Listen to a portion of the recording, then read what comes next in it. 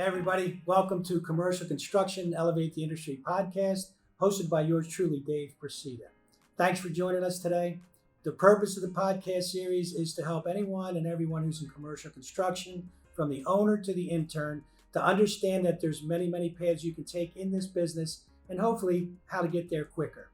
We're fortunate today to have a good friend of mine, longtime friend for over 25 years, who is a true leader in the industry. Vic Cornellier, the chairman of the board of TSI Corporation. Vic, great to see you again. Always good to talk to you. How you doing? Same here, Dave. Thank you very much. Good to be here. Look forward to this podcast as it develops. Nice to be with you for sure. Awesome. Before we get into how you got into the business, Vic, explain your business for people who don't know you. What do you do? How do you do it? Well, we look at ourselves as being a management company, first of all. We just happen to be I've always said, the glass and the glazing business per se. What does that mean? Well, today the industry is described as being building envelope professionals. We provide the exterior skin of a building, office building, institutional building, any kind of high-rise, even residential multifamily, that involve glass and metal and entrance packages and things of that nature. And we've been doing this now for some 40 years. And we're a household name in the Washington, D.C. area. But after many years of work, we're well known amongst developers and architects and also general contractors, of course. So we continue to do that. You're a family business? It's a family business. This is our 42nd or 43rd year as of April. We continue to grow and develop, and we've passed on the business down to a succession plan that has been well thought out over many years. And now is in place. We're in the family. We've got 3 boys that are involved in the business in different perspectives, different angles, with Peter being our oldest son as president of the company, and Thomas, who's our youngest, is our CFO or COO combination. And we have David, who's involved with our field operations and our development and training of field people. He himself is a union iron worker running on 25 or 30 years or so. So we get it pretty well covered, and we're very fortunate. That's really good. I want to congratulate you for the longevity and the fact that you can deal with Pete for so long. He'll be here soon. I met Vic, I think in 1995 when I came down here to do business. And I'll say this to you all who are listening, is that you can tell a lot about people by the way they treat those who they basically control. So when you have a contractor, and we were a subcontractor, but they treat you with respect, it says a lot. That probably says a lot about why you've been in business for so long. There's one noun, okay, that I've always used, and the noun is relationships. It relates to people both in your business, your vendors, and your client customers. But in all of those instances, the number one responsibility you have is of the people that are working with you. Now, notice I said with me and not for us. Right. It's never that way. And so we've been very fair with people throughout. We're going to continue to be that way. And Pete, in his succession, are treating people exactly the same way. We want responsibility. We want accountability. We want performance. And that allows the entity itself to be effective in the marketplace. And how do you get more work? Is performance and being successful in the projects that you've got. And what you just said applies to any business. That's what I said at the outset. We're a management company. We happen to be in the glass and glazing business. Right. So how did you get in this business? How did I get in that business? I often wonder that myself. But why did you get in? Upon graduation from college back in 1964, I went to work for PPG, Pittsburgh Plate Glass, and quite frankly, I got into their commercial construction division, and ended up working in the greatest workplace in the world is New York City. All the good and all the bad and all the struggle and all the strain, and it's a very difficult place to survive, especially if you're an outsider. And being from Boston, I was an outsider. But, overcame all of that, and I developed strong relationships with general contractors, but more importantly, with owners. And that led to my own personal reputation. And so I carried that, and I left PPG and went to work for a company in San Francisco, Soule Steel Company.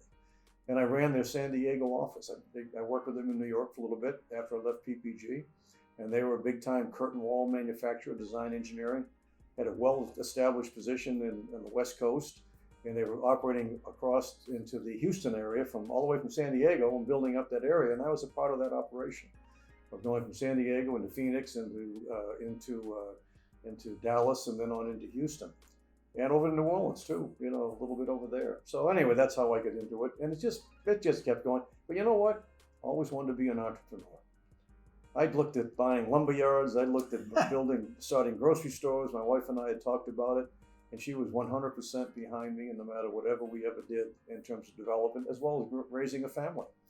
So that came, and an opportunity came in 1977, and we jumped into it. A great sacrifice for a family, having our third child born 2 weeks prior, living on a farm, taking care of a farm.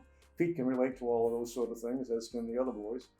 And that's how it is. So we've been in this business. My reputation came first, but I wanted my reputation to spread to the company reputation. So it's part of the brand, as we would say now, or the culture, maybe is a better word for us. But when did you start your first business? When in the business itself? Yeah. When did you get into business? Like starting your own company? Oh, well, it happened in 1977, and I built good relationships with our clientele as PPG's clientele. Yes, working for PPG at the time and being a project manager, I was a senior project manager, but I always wanted to make myself known to their customers and their vendors. And I did that. And so I developed a name and reputation for myself. When the time came to launch our company, TSI, the door was open to walk into major general contracting companies. I had the Charles Tompkins Company. I had the then George Hyman, now Clark Construction. In particular, I had James G. Davis. I had Jim Davis himself, the founder, or the second. Jim now is the president of the company, but his dad was president, and his dad was president back in the day. So I caught the second Jim Davis, and every one of them knew me because I had personal experiences with them working on their projects, but with PPG. And I came to them and I researched it with them. If I did something on my own, they said, we'll stand behind you and give you every chance you get. And we'll give you all that you want to do. And interesting thing is with Hyman, they let me bid work as TSI back in the day, and then they would share the bidding pricing that we had with the marketplace. There was no intention other than the fact to give me the opportunity to see where we would fit if we knew what we were doing from a pricing standpoint. That led to small commitments, small projects, and then they just grew. And like anything else, you're only as good in this industry as your last project that you finished. You mentioned the R word, relationships. So you had people that could influence business. They wanted to help you completely. But you obviously provided some kind of value. They saw value in you. Value comes from performance, right? And you stand by your word. We didn't need a 200-page contract to tell us what it is we had to do. Back in the day, you operated on a handshake, for sure. I can very remember we had a building with Hyman called Capitol Place, downtown Washington, D.C. We never signed a contract throughout the entire process. But to get our final payment, the accounting department required a signed contract. That's something. And so I rushed up there to sign the contract. We were long done. That's but amazing. That never happens anymore today. No, it's a different world, and it's not bad, but it's different. Yeah, right. It's certainly changed. When did you start making your mark in this market? I'd say we almost immediately. By 77, when this thing was born, gave birth to it, started emerging. I said by 1980, we were pretty well established as a on everybody's bid list. It spread beyond the normal 2 or 3 contractors we were working with. So you were off and running, but who was we? You and who else? Well, at the time, it was myself and a fellow named Alvin Harris. He was a manufacturer's rep who I put the company together with back in that time. And so he had the vendor side covered. And we took over a labor company that had the labor piece. And I had the marketing, business development. And that was the same way all the way through. I've always been the voice, face, name of the company. Up to the point of me now transferring that over very successfully to Peter. And he's doing exactly the same thing. So the 80s were good. Mm-hmm. 80s were great. Right? How about the 90s? Yep. Talk 90s, about the 90s. 90s were a little bit difficult. The 90s, we had a transition, which was a business failure on our own. Right? We had shot ourselves in the foot and tried to grow and develop in an area where we were becoming a marketing distribution company for residential window systems, separate and apart from our commercial construction work. And that basically was a decision it took a lot of capital, took a lot of inventory, and it took a lot of time, Attention. and a lot of dissolution of our core business. And so consequently, the core business suffered. The recession came, and it basically we had to lay that company down in order to survive. And we did lay it down, and we came down to the point where we only had 2 or 3 people from about 20 people working in the organization. But never did we ever lose market share. And that's an important piece, because that comes right back to the relationships that I was talking about earlier. And relationships are something that are your bread and butter. What about your key people? And before you answer that, I have personal experience, and some good, some not so good with that. When I had to make some changes, and people who I thought were really close to me and had my best interests at heart along with theirs, wasn't the case, because as soon as the money stopped, they were gone. Right? Now, not everybody, but some. What was your experience when that happened? We had some of that, but not a lot of it. We had people that came along in the management side of the business that didn't prove their worth or their value and whatnot. I was very careless with ownership. And I made the mistake of identifying an individual that had all the engineering background.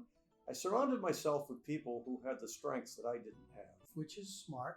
Okay, so it's just a balancing, managing act of that. I mean, and I like to showcase those people because it showed the depth and strength of the company in every situation.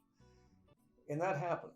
And the person I brought up from the bowels of Mississippi, and bought him his first suit and shirt and tie at the time. Was college educated, nevertheless. He was an engineer by background. I actually had an architectural background. And so he came on board as a key player, and I offered him eventually a 50% interest in the company. Big, big, big mistake.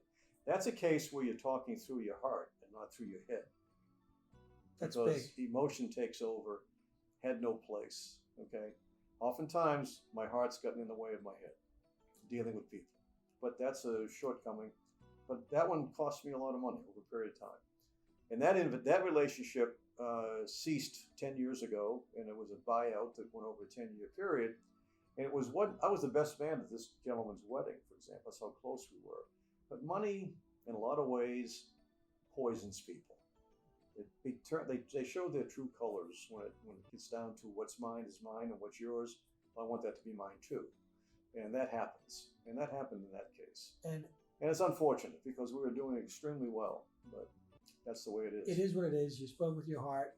But for everybody who's listening, take that seriously, because if you're thinking about starting a business in particular, that's a big decision you're going to have to make. Are you going to bring on a partner? If so, how much? Are there other ways to do it? And that's for another day, but I'm glad you brought that up. That's a big deal. The other thing, as you mentioned about starting a business and whatnot, and it's really understanding how a business functions, how the business functions in a certain industry. In our industry, working capital is a huge requirement. Lifeblood. Okay, you've got to manage your cash flow. And I'll give you a funny little example. When we came out of the ashes in 1990. We generated all of a maximum of $400,000, and we had myself and 2 others as partners at the time, and then we had non-participating partners outside the company that are in our industry that participated in our ownership. So you raised $400,000. The young man partner we had in myself, Gary, and this other fellow, well, he had control of the books. He had control of accounts payable and accounts receivable. Through his innocence, he spent $400,000 in 1 month paying all of our bills. We had no working capital. At the end of 30 days. So it was innocence, not ignorance? It's both. I prefer it through the heart. It was innocence. But he didn't mean it. Yeah. He also didn't last. Right. So he was gone after a period of time.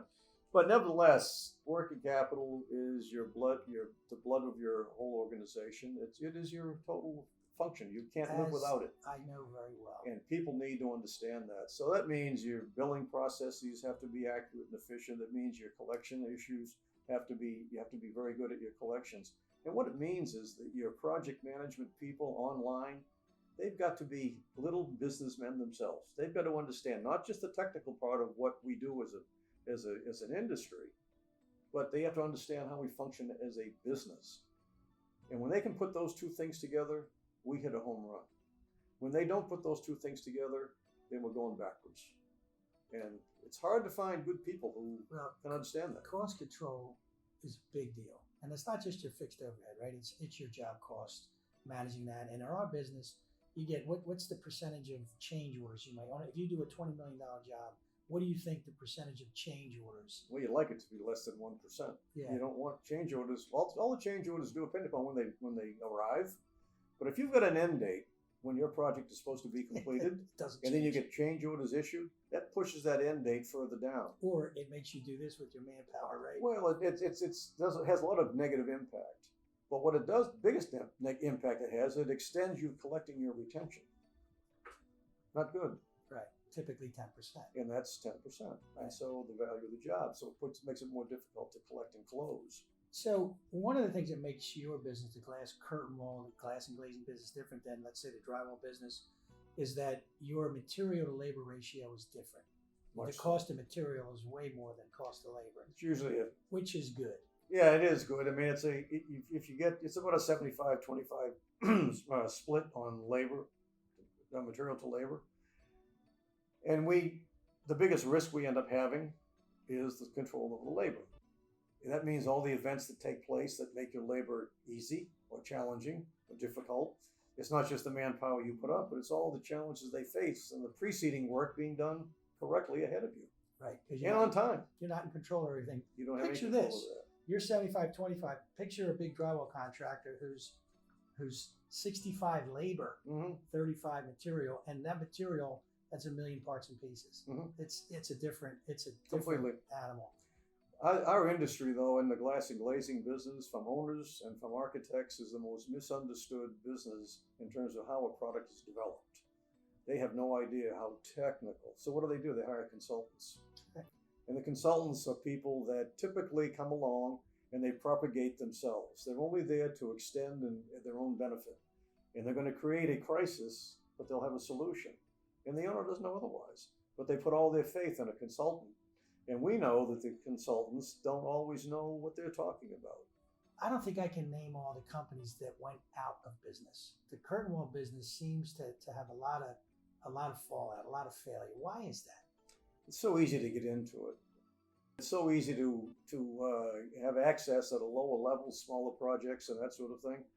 Vendors will extend credit to people that aren't necessarily qualified financially.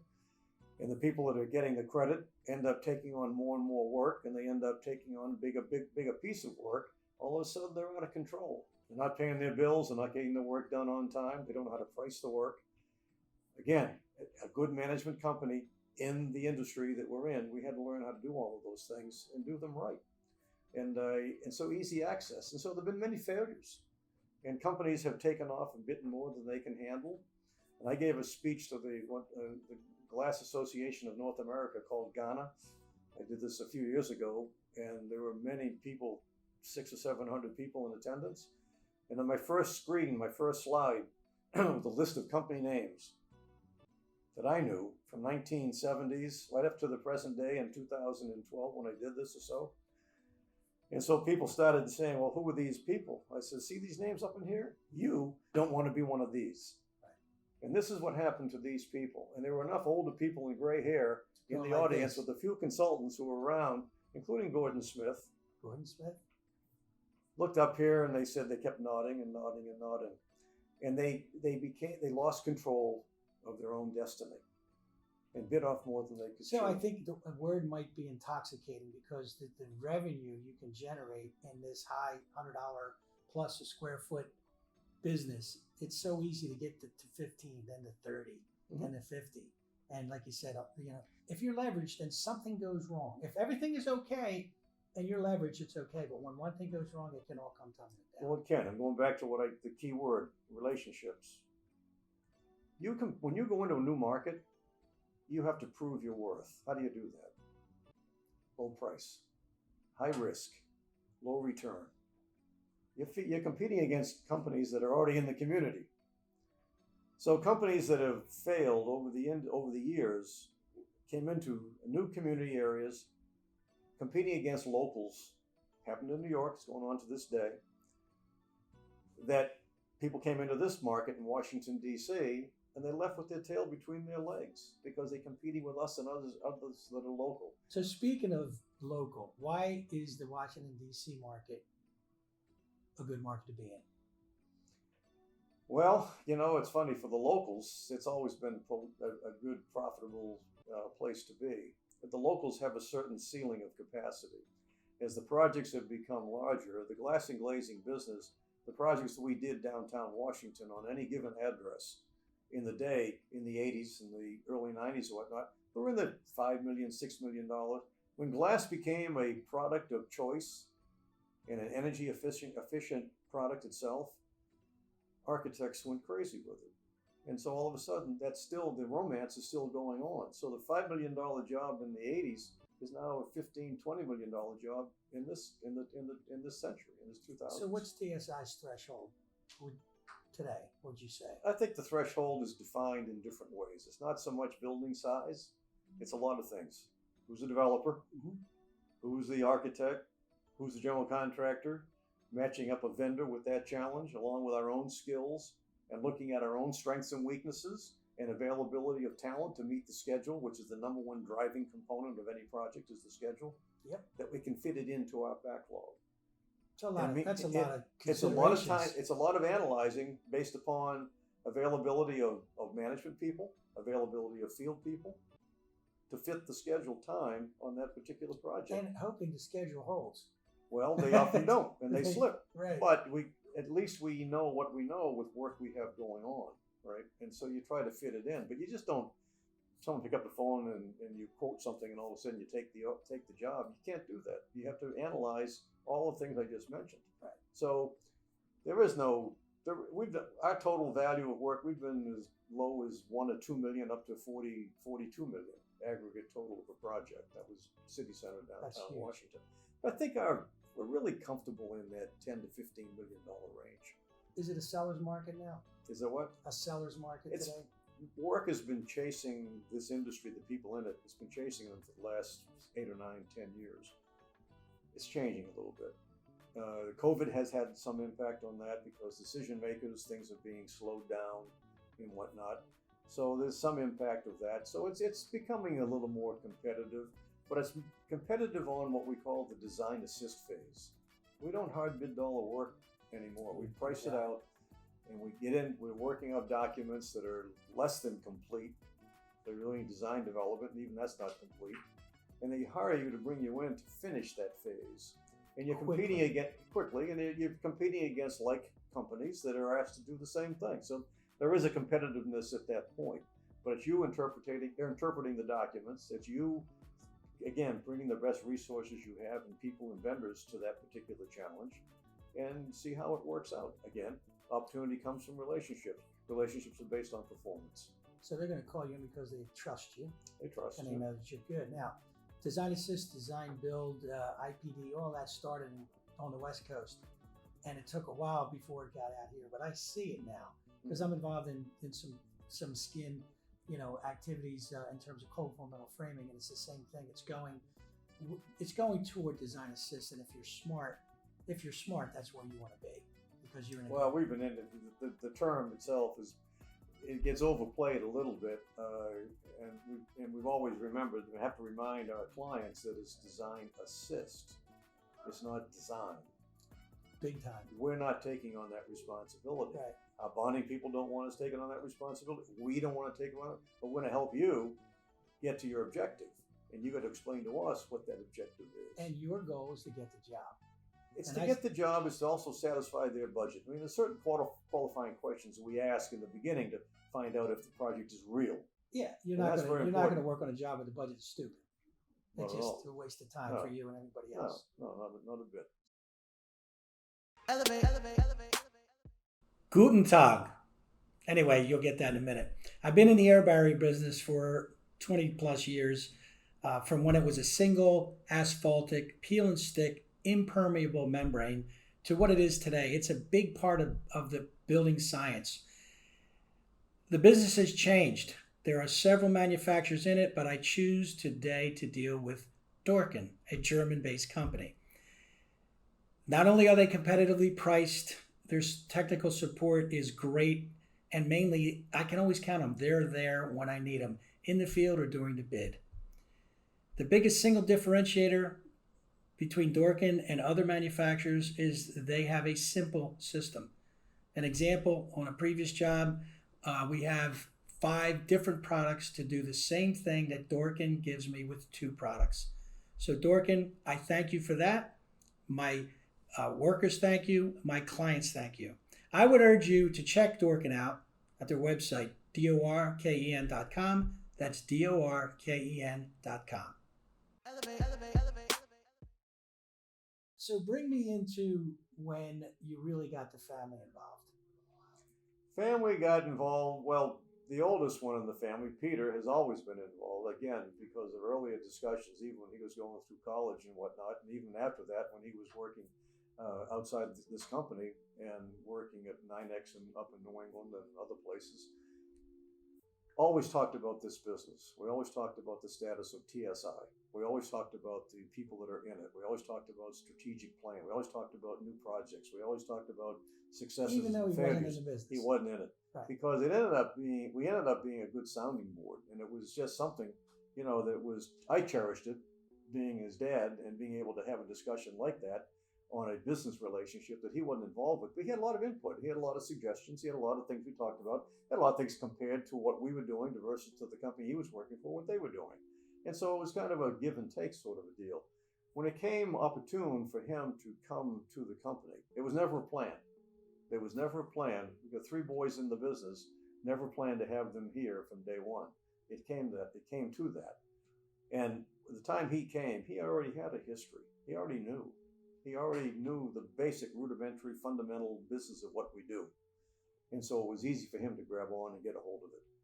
And so he began developing and creating his own name for himself, creating his own reputation within the organization to the clientele outside. Well, I can remember when I met Pete, and we're going to talk to him in a second.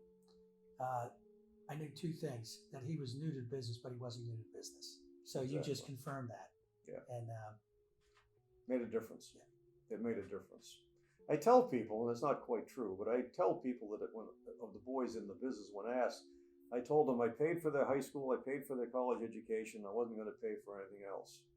And I also didn't want to see you in the business for at least 10 years. Get somebody else to go teach you something. Quite different. That's interesting. He was out for a good, 15 years or so before he got into this. And I know David is an iron worker.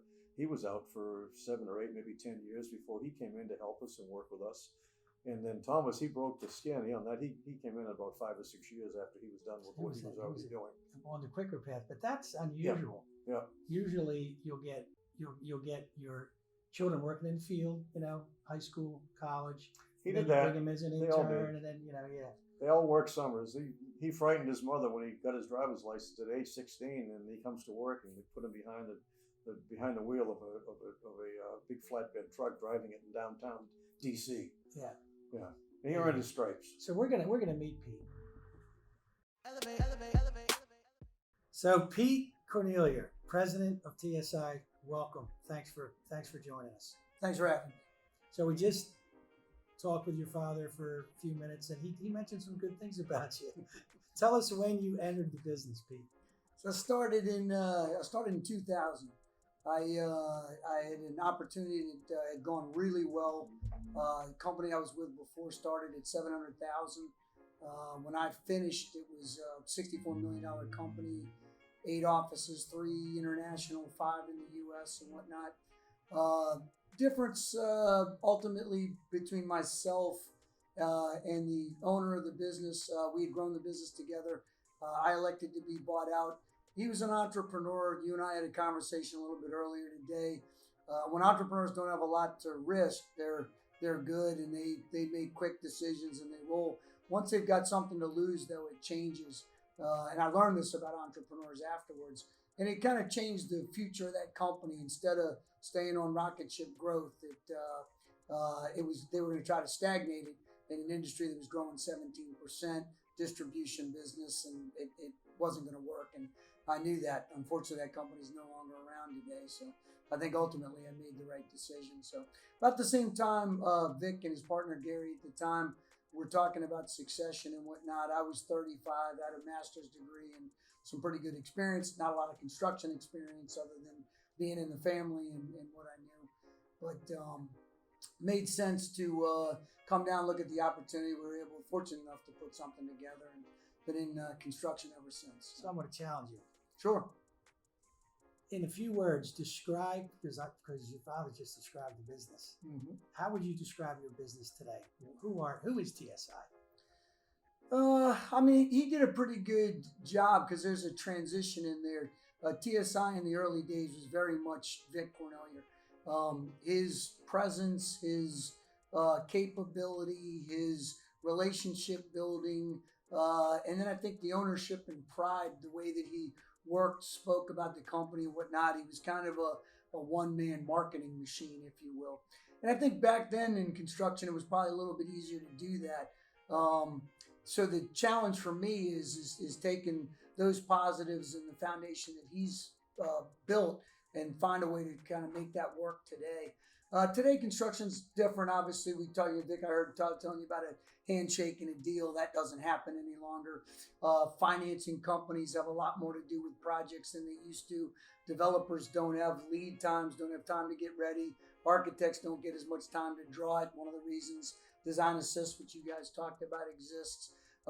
Also, contractors get tighter schedules. So being a construction specialist, which is what we're trying to make happen with our folks, you got to do a good job today of communicating, keep yourself ahead of trouble, knowing that you're getting yourself into a fairly difficult task, one which we're capable of doing. But if we don't manage it properly, we can become part of the problem, not part of the solution. And that's what we have to do. We have to do a better job today being out in front of those projects. So you've been here for what, 15 now? How long? 2000, so 20 2000, and okay. Coming up on the 21st. So I met you and I remember, I told you, Father, I said I met you and I knew that you were new to the business, but you kind of weren't. You were a quick study. You and I have done a lot of business together. We've shared a lot of strategic discussions. But speaking of strategic discussions, right? What's changed in your business in the last, and either one of you guys, in the last 5 years? Major changes. Anything structurally or otherwise? I think the things that I just talked about for me, I'll let Vic throw his in, was kind of what I just talked about. It is still very much a relationship business. And again, when you and I talked earlier, I see my job as the president. I was handed the reins of a going concern. TSI had an unbelievable reputation in the market. It accomplished a ton of things and had done some great things. But what worked in the past wasn't going to work as well in the future. So what I needed to do was take the positive things that made sense in the past and then try to put the new things together in it. We've also tried to get younger, as everybody has. We had a much older workforce about 10 or 15 years ago. Consciously went in. We have a lot of professionals under the age of 40 today, which is good, but you lose some of that experience, so it becomes a challenge. So making balance between then and now, those are two of the things that I would say. I've seen, we've all seen this, right? Mm-hmm. The downturns in the market, and it seems like during a downturn, you might have less work, but your better people are doing it. And while the work is less and maybe take it for a little bit less, I found it over those years, sometimes you make a little bit more money because it's being managed better. Now I think there's so much work out there that people are getting forced into positions that they're not ready for. Sure. And it hurts all of us, I think. That's the biggest change I've seen is the qualifications of people that today, a construction executive today would not have been a construction executive 10 years ago. They're younger, less experienced, and people below them are even in the same category. They wouldn't necessarily be project managers today, or yesteryear, they are today. And so the qualifications of these people makes it very challenging, and it puts more of a demand on us to make sure that the general contractors do their job so that we can do our job. Right. And we have to make sure that our people, younger people as well, understand what they need to do their job. And that's a challenge. So I think overall in the industry, and I've had discussions with key executives in a few companies and a couple of developers, is that it's very difficult finding good qualified people. And a lot of it had to do with artificial intelligence and understanding and how it affects the day-to-day operations in construction processes. But in any event, that's the change I've seen is the qualification of the people that we've had to deal with is that so many green people that don't know construction are in positions where they should know construction and they don't. And I think that hurts. And I think developers are getting frustrated with general contractors for the same reason. So you talk about schedule, and I know you guys used to build everything piece by piece, right? You used to stick build everything. Oh yeah. Do you stick build anymore? You kind of have to down on the ground floor. A lot of retail spaces sit Sure. under overhangs, or they're kind of broken up, different from the rest of the building. Usually from the second floor up, we're either installing unitized curtain wall or we're installing assembling glazed window system. So unitized curtain wall is nothing more than a prefabricated unit, Correct. right? Yep. And prefabrication is a big deal, and it's going to get bigger. No question. And I saw it in the curtain wall business in New York City back in 1988 when Glass-Aluminum made units from Florida, shipped them up to New York, installed them. You know, there were a lot of windows broken, a lot of agita because of the unions were losing some of the stick built work, but it changed things. Mm-hmm. So who are your reliable manufacturers, suppliers? Who do you use? So, not in any particular order, Erie Architectural in Windsor, Ontario, is a big vendor. Has been really good for us over a number of years. GMS, Gardner Metal Systems down in Atlanta, Baker Metal Products down in Dallas, Texas, MK Architectural's in Akron, I think, Ohio, in that area at any rate. Yep, good folks. But the neat thing there, Dave, is a lot of those are family businesses. They can relate to us. We can relate to them. They take a boatload of pride in what they do. You know, you're one phone call away from an owner getting on a plane and coming to a job site to kind of deal with an issue and whatnot. So that type of thing's hard to find. And again, when you're committing to schedules and everything else, you need somebody who's got your back. And so speaking of family business, tell me what you know about family business in general, because you mentioned something earlier today that really hit home about the success rate or the failure Well, rate. yeah, I mean, I was aware of it, and I read statistically where family businesses have a failure rate of over 94% in the second generation. And that factor. That's you. Yeah, I know. That just hit home. It's a big number. It's a number, and I've seen many cases where second generations have failed for that reason, and they lose the purpose of corporate function, corporate use, corporate future, everything, because they end up, what's in it for me? And they grow up. It's funny if the family had it, and if the family grew up as the business is evolving, poor, right, and they knew, and we had. He'll tell you what we were living like in the first 10 or 15 years of this company, the sacrifices the whole family has to make. Well, if that family had to make those sacrifices, and that family members get into the business itself, eventually, they remember the sacrifices. I appreciate it. And they appreciate it. Now, a lot of family businesses get into that second generation, and the family, they didn't grow up with any sacrifice because everything was running really well. And so that second generation kind of gets their hands on it and gets control of it. They don't have the same idea in mind about succession and future. It's almost like they didn't build up the scar tissue because They didn't don't have, to go have through any anything. scar tissue. Right. And there's an awful lot of generations out there today that are exactly that same way. When I talk to a person or a group of people that want to start a business, the biggest question is why.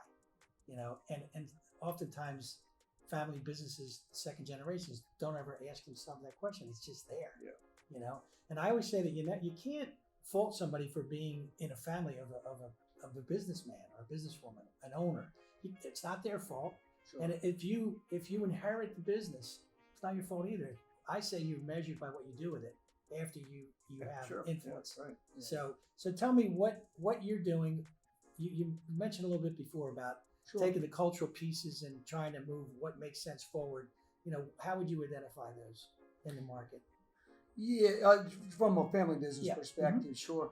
I mean, like I said, the challenge is I I'm the second president TSI's ever had, and I told the company when we made the transfer in front of everybody that I take that role very seriously. I'm appreciative, and the fact that there's companies, however old, 43, 44 years old, and this is the second president, it's a pretty good sign. So I think part of it is respect the position, respect the past, have some humility. I think you got to be a little bit humble too. I have to earn the respect of our vendors. I have to earn the respect of our workers. I have to earn the respect of our clients and customers and the owners and whatnot. So that's how I try to approach it. I do think Vic, to his credit, instilled that in us. And I worked that way from when I was at 9X, which I clearly wasn't the owner of, but got a lot of great training. But I showed up early every day. I volunteered for whatever they needed, and kind of had that work ethic right from the start. David obviously has as well, with his hands, working as an iron worker, and has done it. And Thomas brings his skills. Thomas Bug got a master's degree.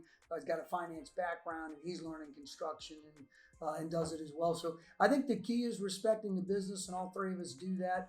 I think what we haven't done as well as a company, and we've made some changes here recently to kind of deal with that, trying to adapt who we are to a profitable, sustainable model. I think in the past probably 5 or 6 years, we've tried to be too many things to too many people. We've kind of narrowed that down a little bit, simplified the business a little bit closer to maybe the older model in terms of what we were, but doing it in a way that makes you successful today.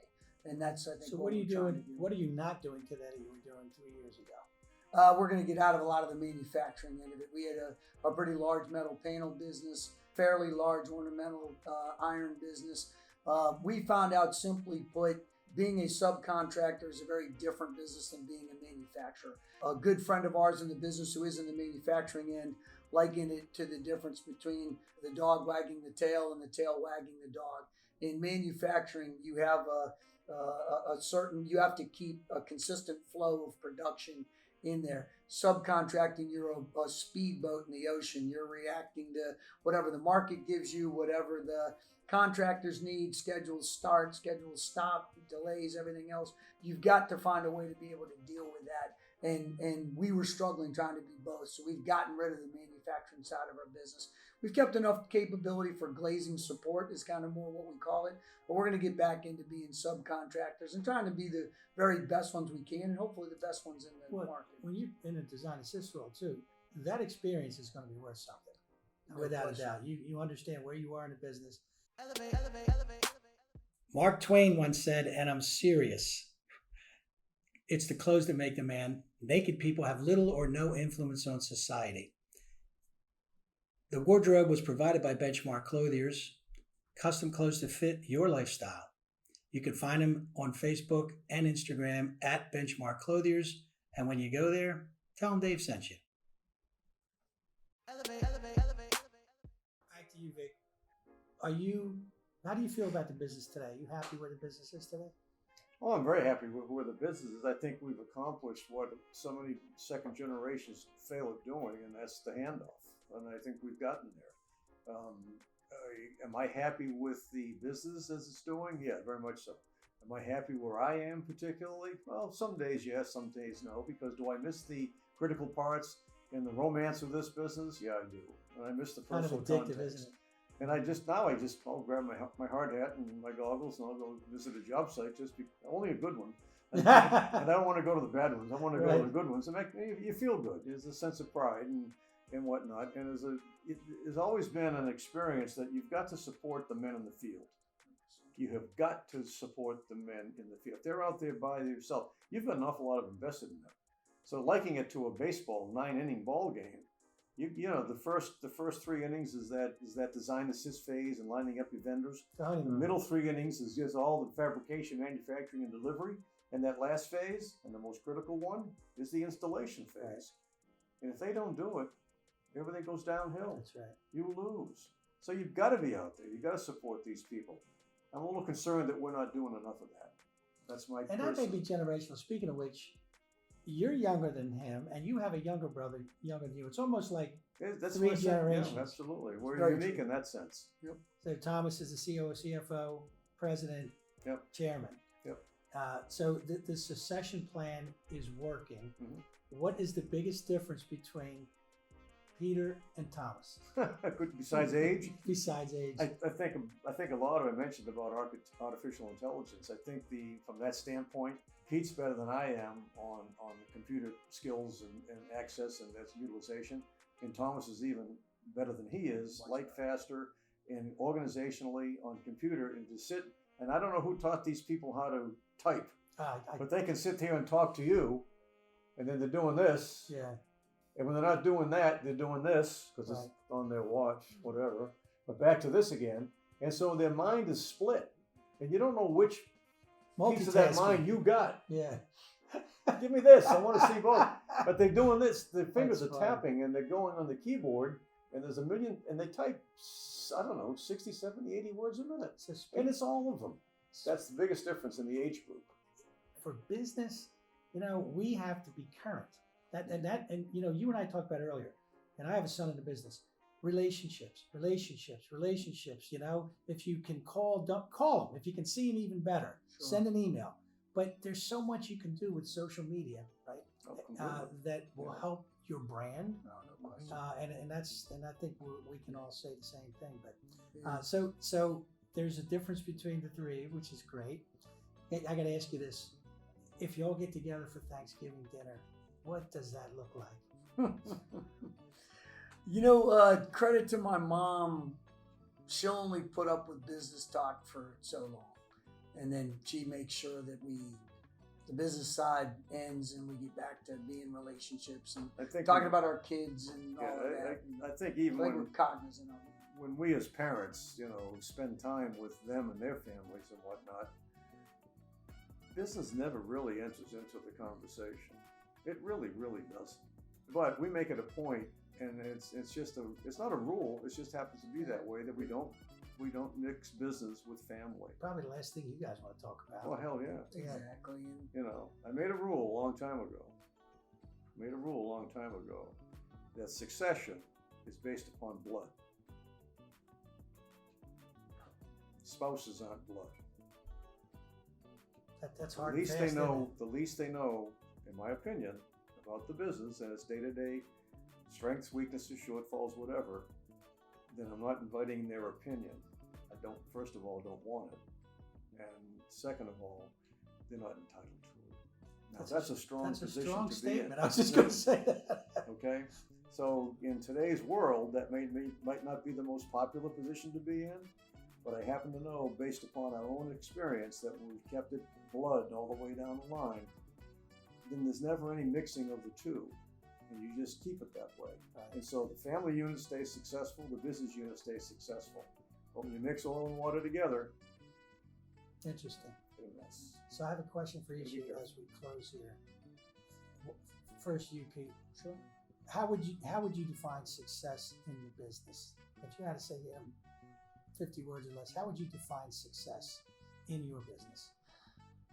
Success is one of those ones that's difficult because obviously profitability is a part. That's why we're here. So you have to be profitable. I think if you take that side out, though, I think if we're successful developing construction professionals and if we're successful managing schedules and whatnot, we're going to build a relationship and a demand for what we do that owners and general contractors are going to want us on their projects and keep that going. And I think I would feel successful if we're both profitable and that type of demand. And I'm meeting with, which I do now, fortunately, meeting with owners and general contractors about jobs coming up 2.5 years from now. But they're already thinking that, we need TSI on this job and here's how it can benefit us and help us get the budget and help us get the design right and those types of things. I think when I feel like, we've got a backlog of that work, I've got work looking beyond it, and we're profitable, I'll feel successful for about an hour, and then then I'll let myself go back. Vic and I have talked about this a lot of times, but in the past, I used to almost feel like every morning when it came to work in the distribution business specifically, that everybody took all my customers that night. and I had to go back and earn them all back. But I think it was just my sort of natural mechanism to know that I need to stay sharp. Jack Nicklaus, as a golfer, always talked about he liked to be nervous because he felt like if he was nervous, he cared, and that was what brought the preparation and everything out of him. Trepidation. Yeah, I think I echo that a little bit or feel similar. So before I get to your question, do you have anything to add or to that? Well, on the business side, Pete's 100% correct. But I'm going to go back to what I said earlier, that our number one client is our own people. That is your number one client. If you take in terms of the people, we've now upwards of 150 to 175 people. To me, the most important part of that is, beside the business success, is us caring for those 175 people. That 175 people translates into another factor of multiplication. And so if you count, quote, belly buttons, that's a healthcare term they use, how many belly buttons you're responsible for, I think we're responsible for about 400 or 500.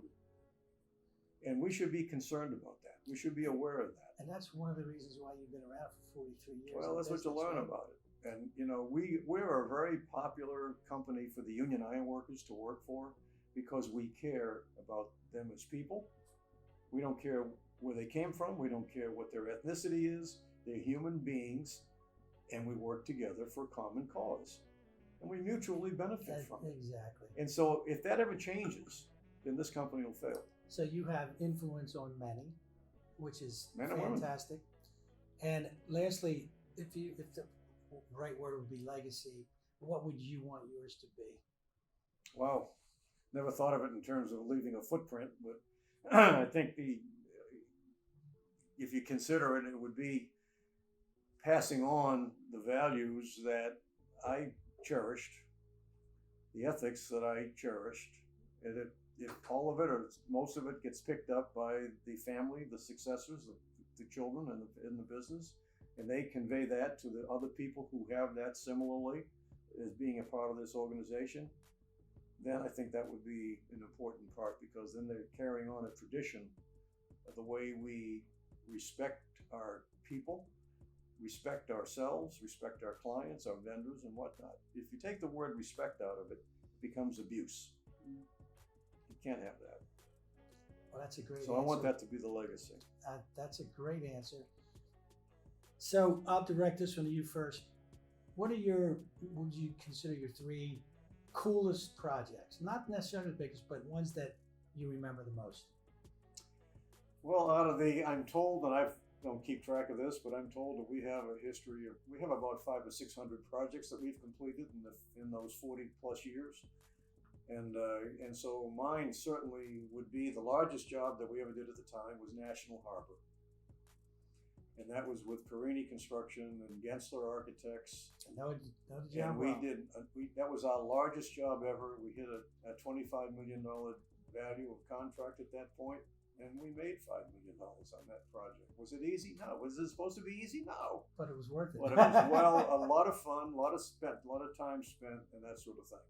I think without question, the city center complex downtown in that period of time was our home run. That was a $40 million project with us, with an extremely Heinz development out of Texas.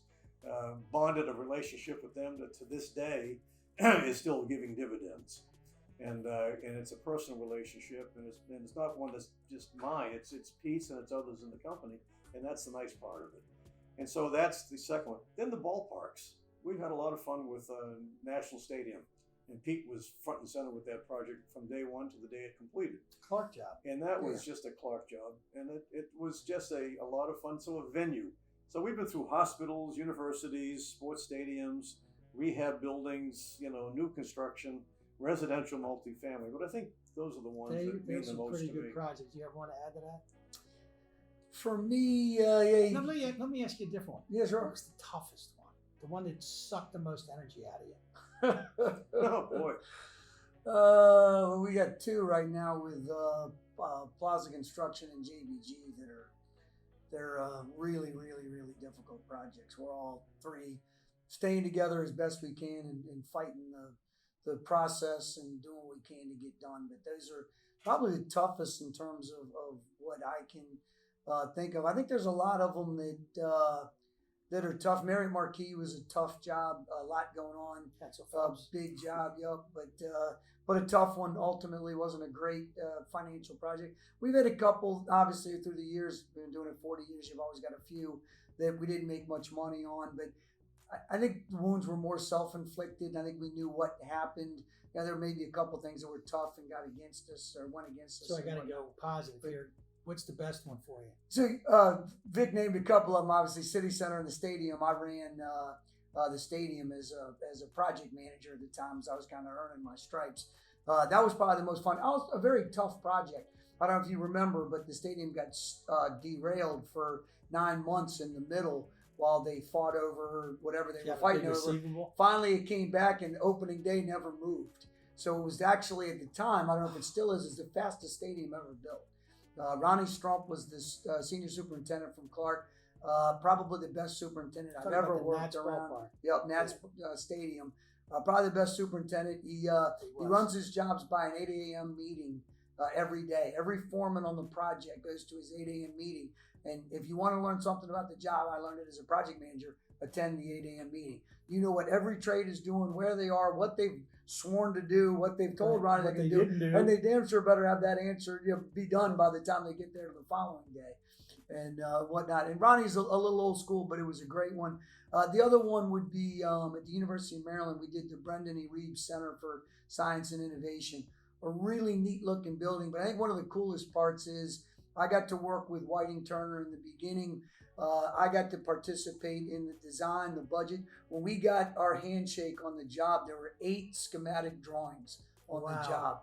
And we qualified what we saw and built from there. We started at about 19 to 20 million. That was over budget. We got it down to about 16.4 and moved forward with that. But it was a really neat project from the design side, the way it looks. It's right at the entrance of University of Maryland. So I'd say that was probably the other one other than the ones that Vic mentioned. So I want to congratulate both of you. And I know this is not a written story. Mm-hmm. It's still part of the journey, but you guys have done a great job. And I can speak from personal experience that I've enjoyed working with you. I appreciate your time here today and you sharing your story. It was great.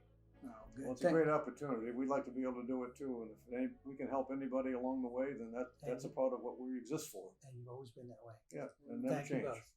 Elevate, elevate, elevate, elevate, elevate, elevate, elevate, elevate, elevate, elevate. All the music for the episodes, including our theme song Elevate, is provided by DMV producer Trey Skills. If you like what you heard, follow Trey Skills on Instagram at Trey Skills, TREYSKILLZ. That's TREYSKILLZ. So follow me on Instagram and Twitter at Elevate Industry. Check out my YouTube channel at Commercial Construction, Elevate the Industry. Visit my website, adicorp.com, ADICORP.com. Go to LinkedIn, search for David Procida, hit connect, and follow me. Please rate, review, and comment on this episode, and I look forward to seeing you next week.